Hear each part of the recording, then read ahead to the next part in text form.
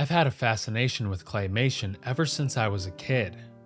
Movies like Coraline, The Adventures of Mark Twain, and The Nightmare Before Christmas told beautiful stories while also terrifying me with their creepy imagery. I've always wished for a video game to successfully capture what made those films so memorable to me. The Midnight Walk not only fulfilled that wish, it may be my favorite piece of claymation media ever made.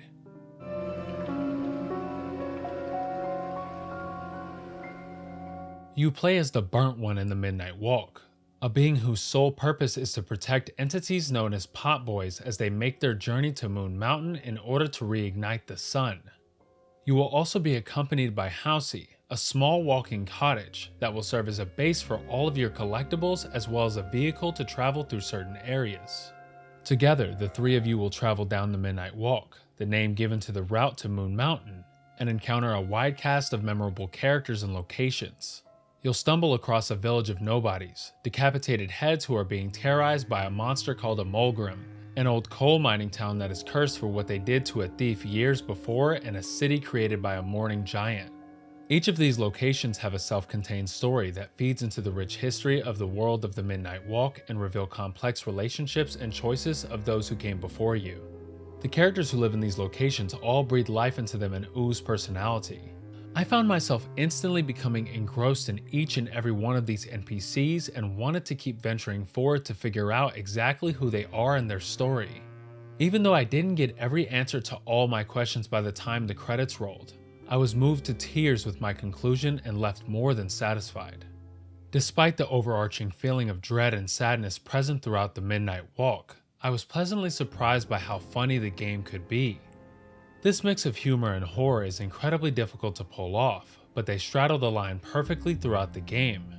I did manage to platinum the game within 8 hours, which some may scoff at for the $40 price tag.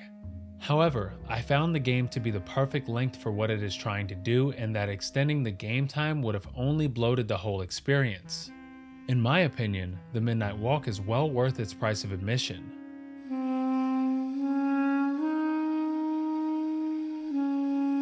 The first thing many will be captured by with the Midnight Walk is its stunning visuals and art direction.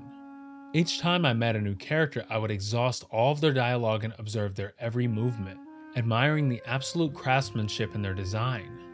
You can tell the team at MoonHood put their heart and soul into this game, and it comes through in every detail. The environments are every bit as awe-inspiring as the characters. Every asset seems specifically placed and made to exist solely where it is rather than being reused from another location. I would walk through a town and see the remnants of past lives of those who walked the streets before me. I could feel the walls closing in on me when descending into a pitch-black cavern, with the only light coming from my lit match. The cherry on top is the absolutely phenomenal voice work and music present here.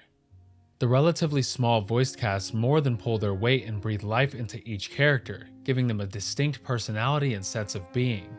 The Moonbird's devilishly raspy voice sent shivers down my spine anytime she would appear, and the soothing rough voice of the Soulfisher made me feel warm and welcomed when I would walk up to one of his fires along the road. The music by Joel Billy sets the mood perfectly for each locale and knows when to pull at the heartstrings during emotional moments. The use of audio cues and environmental sound, which is very important in this game, filled me with tension during every enemy encounter, leaving me second-guessing going around a corner or walking through a doorway. I don't know if I have ever seen a game knock it out of the park on every level as artistically as the Midnight Walk.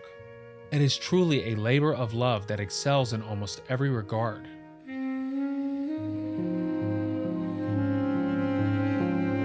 As much as I've gushed over the story and artistic direction of the Midnight Walk, it is also a joy to play, mostly.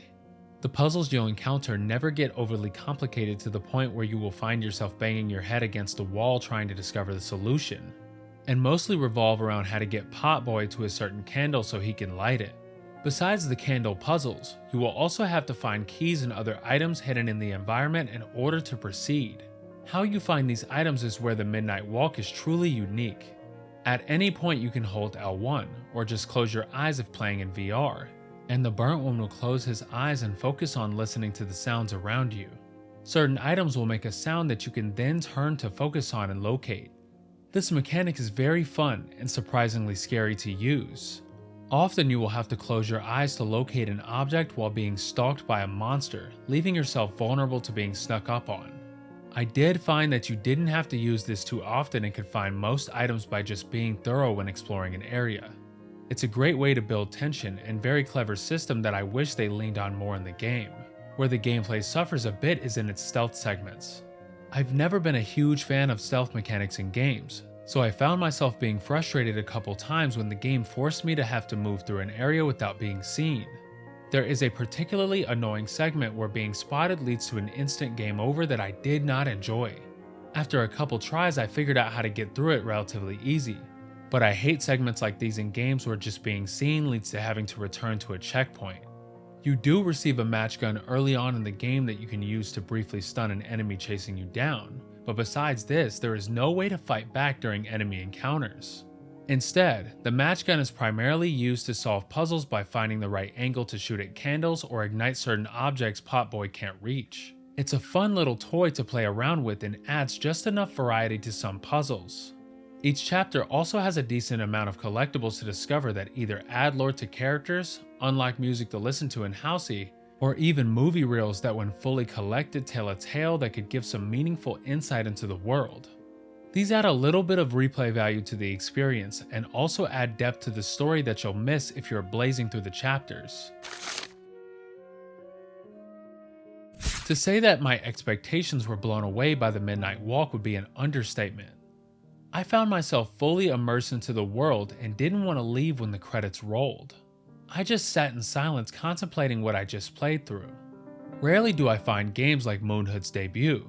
Its story of finding the good in dark times and the connections we make in life resonated with me and will stick with me for a long time. With the Midnight Walk, MoonHood has proven that they are a studio to keep an eye on. Whatever project they make next, whether it is a follow-up to the Midnight Walk or a completely new IP, I will be one of the first in line to get my hands on it. Final Weapon is giving the Midnight Walk a 4.5 out of 5 stars. MoonHood provided a PlayStation 5 copy of the Midnight Walk to Final Weapon for review purposes.